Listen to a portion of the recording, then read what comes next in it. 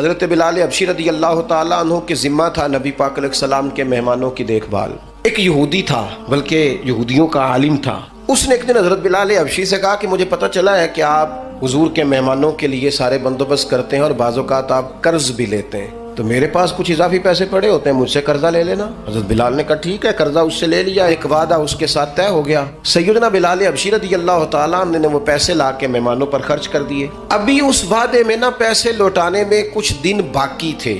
نبی کریم علیہ السلام، سیدنا فاروق اعظم، چند اور صحابہ مدینہ منورہ کے ایک چوک میں موجود تھے، تو وہ یہودی مطالبہ کرنے آ گیا۔ اس نے آ کے کہا میرے پیسے دیں، تو نبی پاک علیہ السلام نے فرمایا ابھی تو وعدے میں وقت باقی ہے۔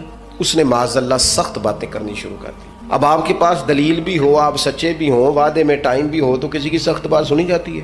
اب جب اس نے سخت بات کی تو سیدنا عمر فاروق نے تلوار پہ ہاتھ رکھا۔ حضرت عمر ہے نا، شیر ہے نا اللہ رسول کے، ہاتھ رکھا تلوار پر۔ تو نبی پاک علیہ السلام نے فرمایا عمر جلدی نہ کر۔ حضور فرمانے لگے عمر اس نے پیسے لینے ہیں، وہ مطالبہ کر سکتا ہے، تمہیں چاہیے تھا کہ تم اسے کہتے ذرا نرمی کر، مجھے کہتے پیسے ادا کر دیں۔ حضور فرمانے لگے اب اس طرح کرو، اس کے ساتھ جاؤ، فلاں جگہ کھجوریں پڑی ہیں، جتنا اس کا قرض ہے اتنی کھجوریں تول کے دے دو، اور یہ جو تم نے تلوار پہ ہاتھ رکھا ہے نا، اسے ڈرایا ہے، تھوڑی کھجوریں زیادہ بھی دے دینا۔ حضرت عمر ساتھ لے گئے، کھجوریں تول کے دی۔ حضرت عمر کہتے ہیں اب حضور کا حکم تھا، تھوڑی زیادہ بھی دی۔ فرماتے ہیں وہ مجھے کہنے لگا عمر ایک بات کرنی تھی۔ کہتے ہیں مجھے غصہ تھا، میں اس کو پر نرمی کر ہی نہیں رہا تھا۔ میں نے کہا جی کیا بات کرنی تھی، کھجوریں لے جائیں، آپ کا کام ہو گیا۔ کہتے ہیں وہ کہنے لگا عمر میں یہودیوں کا عالم ہوں، تورات جانتا ہوں، میں نے نا تورات میں آخری نبی اللہ کے محبوب علیہ السلام کی جتنی شانیں پڑھی تھی نا، وہ ساری رسول پاک میں موجود ہے۔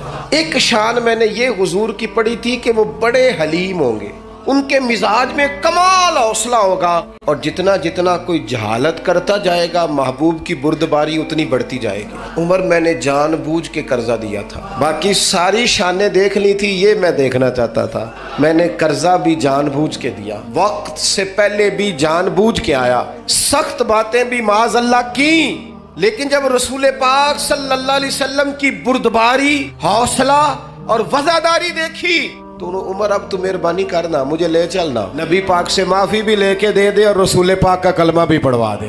تھوڑا نا مزاج میں بردباری لائیں، حوصلہ لائیں۔ کوئی ضروری ہے ہر سوال کا جواب ہم نہیں دینا ہے؟ نہیں سمجھ آئی بات کی؟